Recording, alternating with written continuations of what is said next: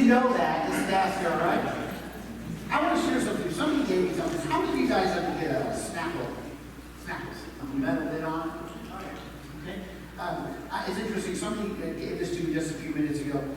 You know they got little sayings on the inside. They got little things in here. And I want you to, interesting, it says, real fashion 1427. Okay? And listen to what it says. The Bible is the world's most shoplifted book. That's interesting. You know, we take for granted a lot of Bibles. If you go to the bookstores and so forth, a lot of places around the world, you know, they don't have those things. So I wonder how many people come to know Jesus through shoplifting their Bible. But it'd be kind of interesting to find out, wouldn't it? I want to share with you a parable. This parable I want to share with you is going to sound familiar, but it's not going to be in your Bible. Okay, so you just have to listen. All right. I want to share a parable with you. And I want you to listen to what it says. It's called the parable of the beautiful farm. Okay? How many of you guys ever been on a farm before? Okay? I figured most of you had been on a farm before. I remember as a kid, we would go to my aunt and uncle's, where my uncle grew up, in Madeireville, Indiana. And I can remember that every year we'd have, they would slaughter hogs, and they would do all kinds of different things. And the kids would always seem to find out where the geese were. You guys know what I'm talking about? The white geese that are about as mean as can be, right? You ever tried out one of those? I'm just going to recommend don't try, okay? We used to go, okay, let's go get their eggs, right? Just to get Mama mad. It was really dumb, but we did it anyway. So I want you to think of times on the farm, okay? And I want you to listen to this story about this. There once was a man who owned a farm. This man worked like all farmers from sunup to sundown. It was hard work, to be sure. It came to pass that his children grew up and moved away to the big city. There they set their course in life in various professions. It came to pass that the man died and left his farm to his 3 sons.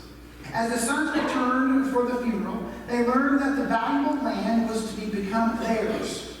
This land could make them wealthy because their father seemed to be doing all right. So they discussed the farm, and all 3 of them considered returning to their home and making a go of the farm. So they gave up their professions and returned to become farmers. They soon realized that living under the same roof would be taxing on their relationship. So they sold some of the property and had 2 more houses built next to each other. Of course, these new houses needed to be better than the others. As they began to settle into their new lifestyle, they got together to discuss what chores each would be responsible for. You guys ever do that before? Which chore are you supposed to do? As they went around the farm together, they discussed some things that needed fixing up. The fence had fallen down in several places, so they decided to build a nice fence around the entire farm. This was expensive. So they sold some more land and paid for the fence. They continued looking and saw that the farm equipment was old and rusty and needed to be replaced. So they went to the tractor supply store and found out how expensive new equipment was. But since they needed it, the investment seemed to be worth it. Once again, they sold some more land and bought the new equipment. As they made more notes, the animal corrals were old and in poor condition. But instead of selling more land, they decided to do the work themselves. Winter provided too harsh to work in, so they waited until spring to start fixing the pens and corrals. They wanted to paint everything so it would be pretty. They also painted the old man's house. Soon they had the most beautiful farm in the valley. As time went along, the operating funds were getting lower. They really were not making that much money from the eggs. So they sold the chickens to pay the utilities that month. They did not think that they had made much money from the milk, so they sold the cows and paid utilities the next month. Before the summer was over, they had run out of money. Thinking they needed to sell something else, they went into the old barn to see if anything of value was there that could be sold. What they found was bags of seeds that their father had bought. But by this time, the seeds were rotten and unusable. Had they planted the seeds, a crop of great value could have saved their farm. Take your Bibles, turn with me to the Old Testament, if you would, please. Go back with me to Haggai, okay? If you're not quite sure where it's at, it's on page 1246, okay? All right? Turn back with me to Haggai for just a moment. It's on the screen. It's on the screen behind me as well, but please take a look. I want you to hear what this minor prophet had to say about this topic of seeds. I want you to hear what he says, Haggai chapter 2, verse 19. All right? Here's what it says, and my Bible entitles this section, A Promised Blessing. All right? I think we all can agree that being blessed is really what we want to have in our life. It's a good thing when we are blessed.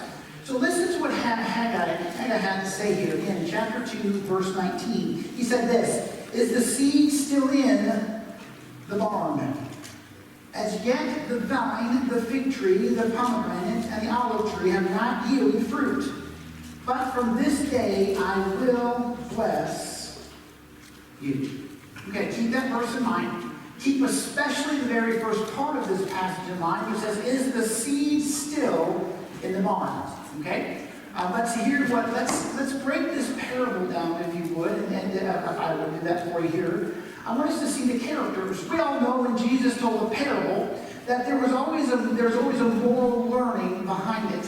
And this parable that I share with you is no different. It is a moral learning behind it that we as Christians and his church need to learn. So I want us to see here, starting out with the old farmer. How do you know who that would be? Jesus. Okay? The old farmer. Jesus knew that he could not stay and do all the work. Right? Did Jesus go back up to heaven? Absolutely he did. In fact, he picked out disciples because he needed help to do the work. So he went up and he went back into heaven, the Bible tells us, and he was set aside and he was taken up into heaven. He also set aside people. The Bible talks about apostles. He set aside apostles. He set aside disciples. And their job specifically was to carry on the work of planting the seed. Okay? Planting the seed. So, if you remember, the farmer had come and he had gotten the seed. It was in the barn. And the seed sat there and did nothing except for rotting. So we see here Jesus is the one who has called you and I. He has called us to be his followers. And he wants us to go about planting seed. What I know for certain in life is that if you don't plant seeds, you will never have a harvest. Okay, you never have a harvest. It doesn't matter if you're planting corn, soybeans, apples, pears, whatever it might be. If you never plant that seed, it will never produce anything. So Jesus here, I want to say that we can learn from here that Jesus has provided the seed to you and to me and to his church for us to plant. Okay, he has done so. Now, I don't know if you guys noticed or not, but they have finally finished out here working on the road. You guys notice that there's a bunch of straw alongside the road, and inside that straw, there's supposed to be grass seed. Okay, well, one of the things about grass seed and straw, and that this is the first time I think it has rained in about 6 months, okay? It hasn't rained very much since they planted it. The grass seed out there, I will be shocked if it grows. Okay? And if it does, I don't think it's going to be very pretty. Because you see, some of the things that we need to have in order to grow is, number one, you got to have water. Okay? You got to have water. It doesn't matter how great your soil is. The plant might come up, but not for very long if there's no water for it to grow and to nourish it. So I want you to see here in our lives, Jesus Christ has given to us everything that we need to make sure the seed is planted. How you do that, how I do that, how our church does that is totally up to us. So we know that this man in our story, in our parable, was Jesus, and he has given us the tools that we need. Now the next thing was the farm. The farm that we saw here is the church. Okay? So the church is there. And I want you to write this somewhere in your Bible. I want you to write this down. The church is to prosper and to grow. Okay? We are not designed to be stagnant. Okay? We are designed to prosper and to grow. And this is exactly what was happening with this farm that he had. It was growing. He was planting the seeds. It was being taken care of. We need to make sure that we understand that it is work to prosper and to grow. It's not easy to do that. Farmer, those of you who've ever planted anything understand that. You know that, boy, you can't. It's difficult. You got to get the soil ready. You got to make sure that everything is taken care of. And guys, in the spiritual realm, it's no different.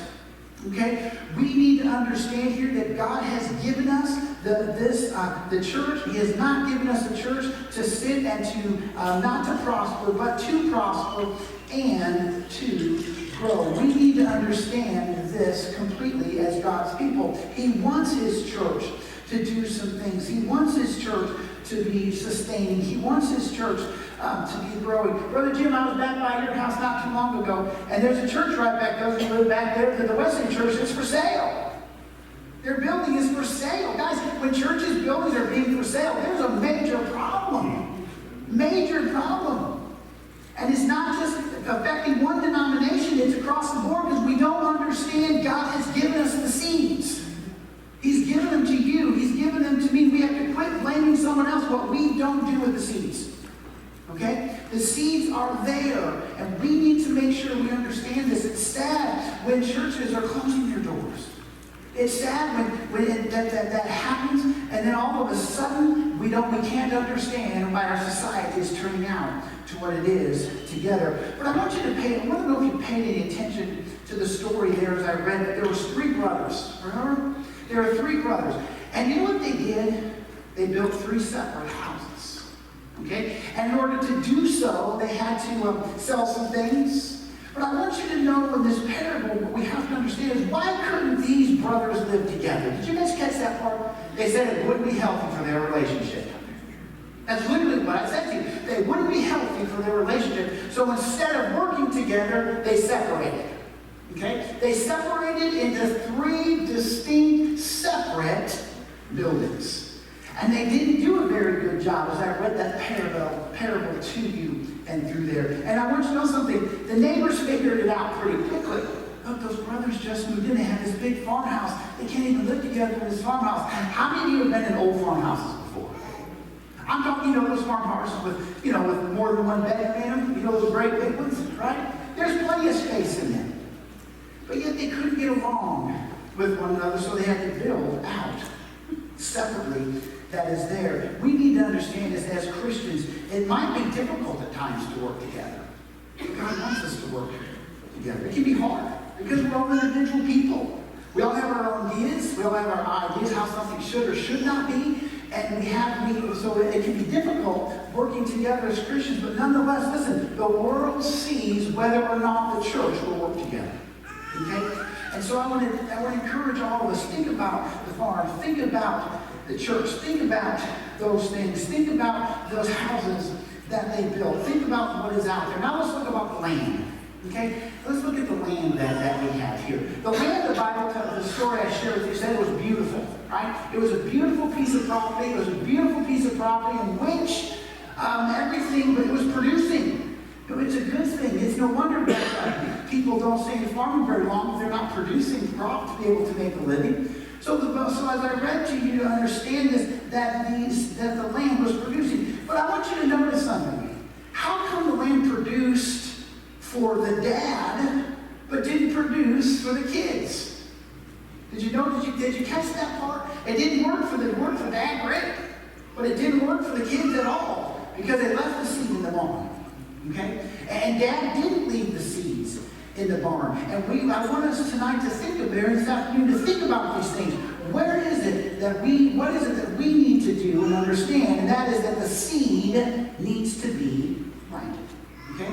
Here in about 3 weeks, we're going to have the opportunity here at the church, as we have right tonight. Guys, it's a great opportunity to be able to plant seeds into people's lives. Okay? To plant those seeds that are there. Let us remember that. The Southern Baptist Convention, well, we have all kinds of different programs that are out there, right? And they're designed for your personal growth, for church growth. They're designed for a lot of different things in our churches. But we need to remember something. We have to understand that we cannot limit ourselves on how the seed is planted. Okay? Because I'm going to just be willing to bet that I bet if I were that the planting that we do today in the farms are not the same type of planting we did 100 years ago.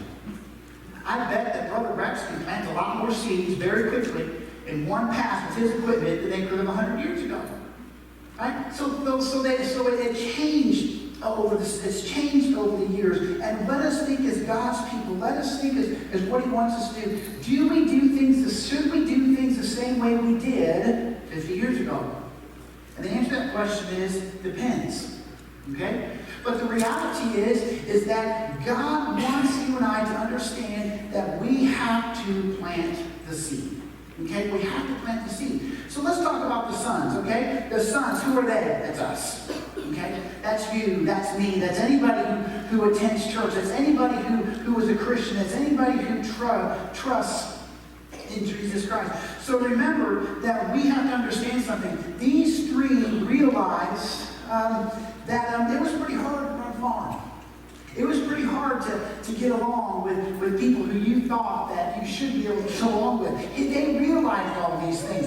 Again, their outcome wasn't very good, but the reality is they noticed these things. So what is it that you and I need to be able to do? What is it that we need to be able to understand? And first and foremost, let's take our Bibles and let's see where it begins with. Go with me, please, to 2 Timothy. I want you to go to 2 Timothy chapter 4. And I want you to hear what Paul wrote to this young church, this young pastor, to this young man as he shared the gospel. Again, it's 2 Timothy chapter 4, verse 2. Listen to what he says to Timothy. But I also want you to hear what he says to the church.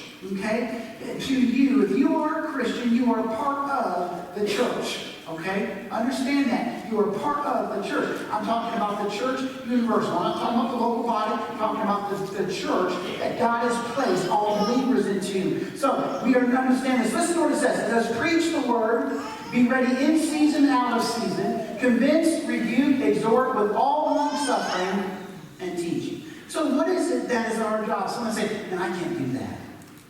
Right? Someone say, that's pretty hard. I don't know if I can. I'm not a preacher. I'm a woman. I'm not supposed to preach the word. That's not what it means. Okay? It means to share. It means to let people know. And I want you to see here, he wrote this to encourage this young pastor, to encourage him so that he could make a difference in the lives of people. Sometimes you might think I never make a difference in the life of anybody. I want you to know something. If you have interaction with anybody, you make a difference in their life. Okay? That you really, truly make a difference in their life. And I want you to think about church. Guys, I want you to know, when people come to Light the Night, one of the first things we have to understand is they walk in our front door. Okay? They walked in the front door of the church, literally. So what is it that you think about when you go to church? You think about hearing about who? God, Jesus. Okay? So I want us to think about this opportunity that God is going to give us. Because I believe people have a great time.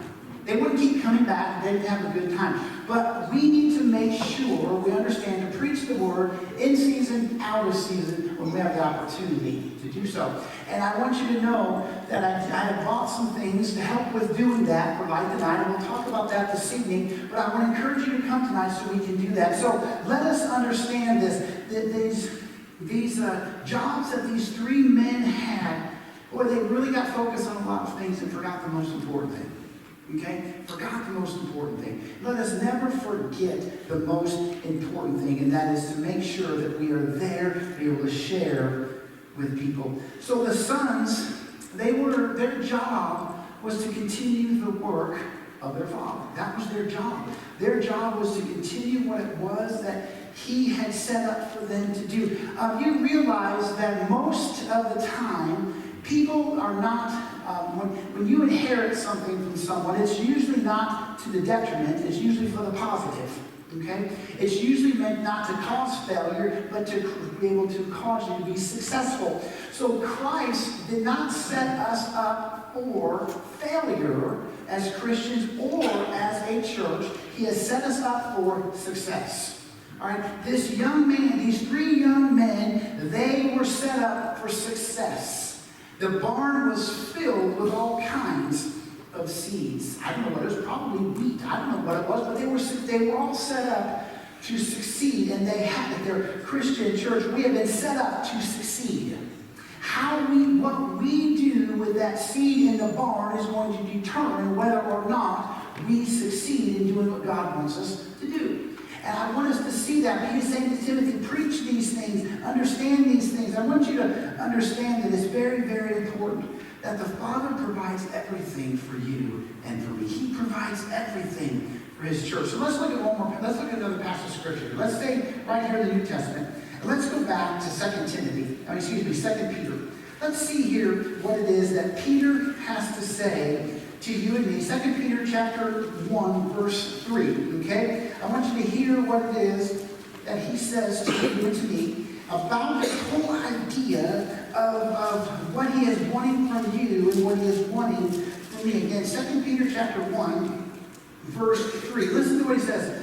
Actually, I'm going to back up to verse 2. He says, grace and peace be multiplied to you in the knowledge of God and of Jesus Christ our Lord, as his divine power has given to us all things that pertain to life and godliness, through the knowledge of him who called us by glory and virtue.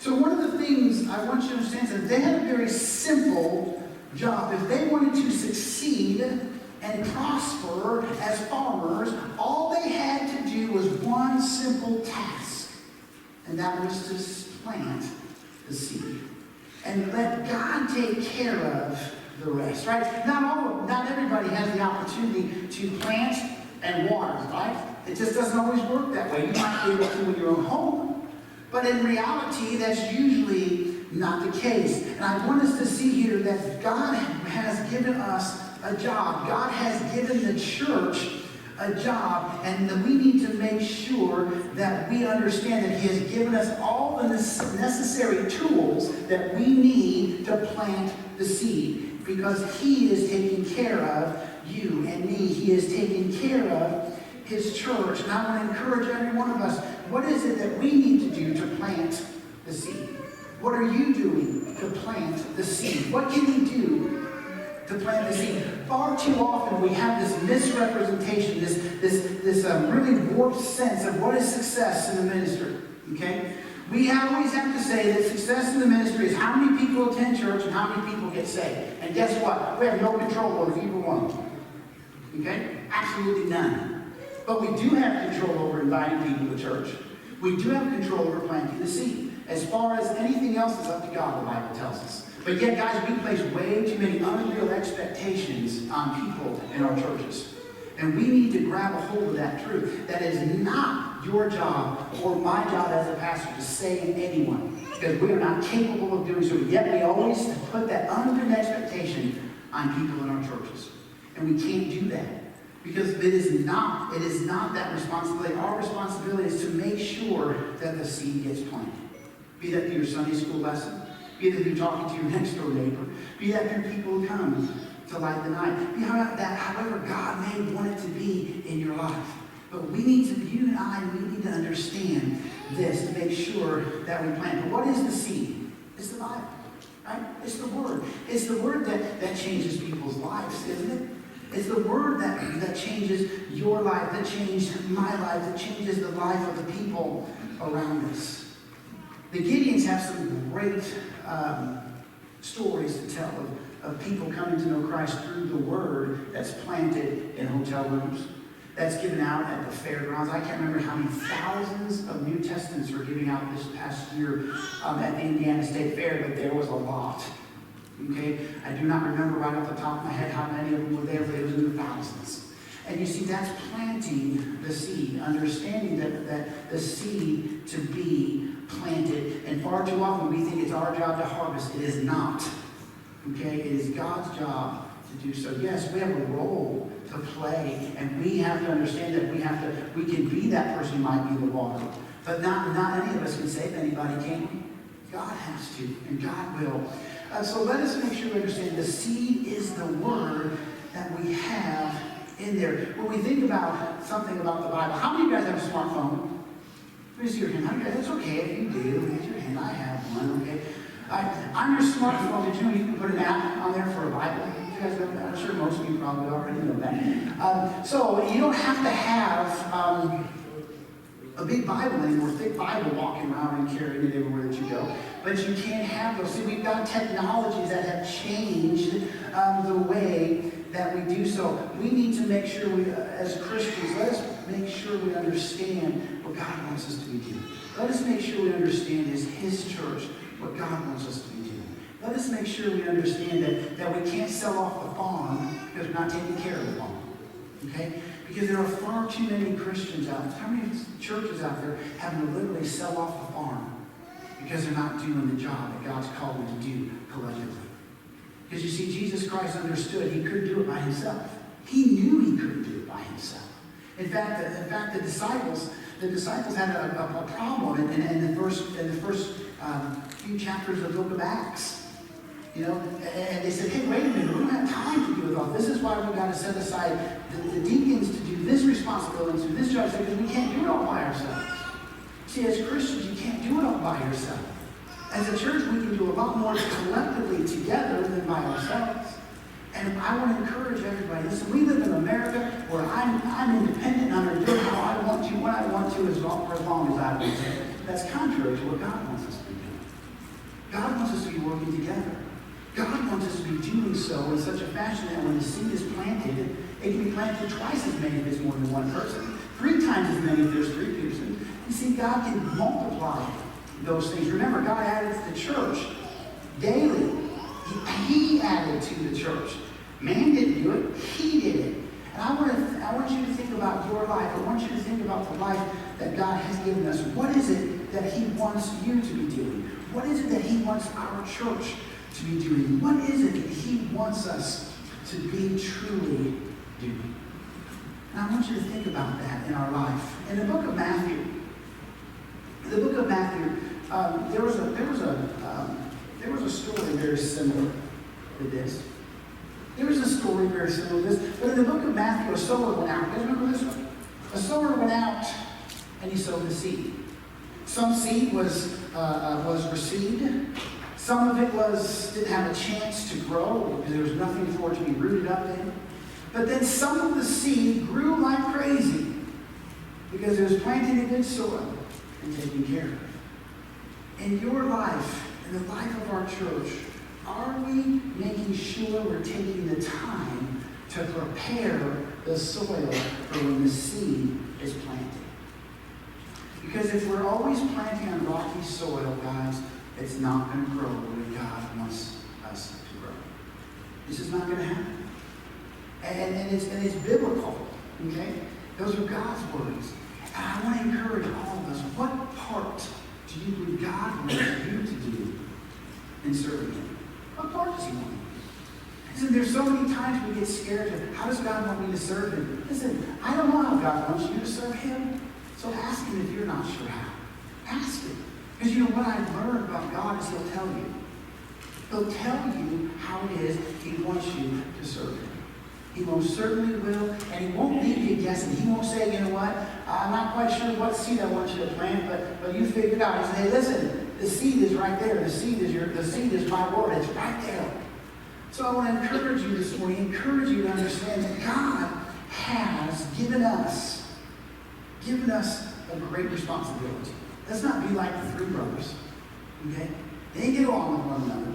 So that instead of working through those things, they built something else and they tried to make it. See, I'm young to you in Gillette, Wyoming. There were 3 Southern Baptist churches. 3. And they all got started because they couldn't get along with one another. I'm not making that up. Okay? That's sad. That's sad. And I want us this morning to think about our life. I want you to think about what is it that God wants you to do to serve Him. Listen, don't worry about the person sitting next to you, what they think you should be doing to serve God, because they don't know what God wants you to do, because God is not going to speak to them and then speak to you. God will speak to you. Okay? Now, understand that God wants us to be trusting Him and serving Him as His people. It's not easy, right? It's hard. It's hard because we get in the way. We get in the way. And we have to let God be the one. In fact, John the Baptist said some very interesting words about himself. John the Baptist was talking, and John the Baptist said, I got to get out of the way so Jesus can be the front runner. Okay, I got to get out of the way. He says, I must decrease, he must increase. And we have to think about that in our life. Are we letting Christ increase through us personally? And are we letting Christ increase in his church? Because remember, it's not our church, it's his church. Are we letting him do that? I hope every one of us can say, you know what, I've got my struggles along the way. I'm working on it. You see, the Bible tells us we're supposed to do that. Right? Work on those things. We can't work on we cannot work for our salvation. That's a gift. But everything else that goes along with it, it's work. It's difficult at times. So if you think about your life, what does God want you to do to serve him? What does he want you to do to plant that seed? Brother Don, would you come?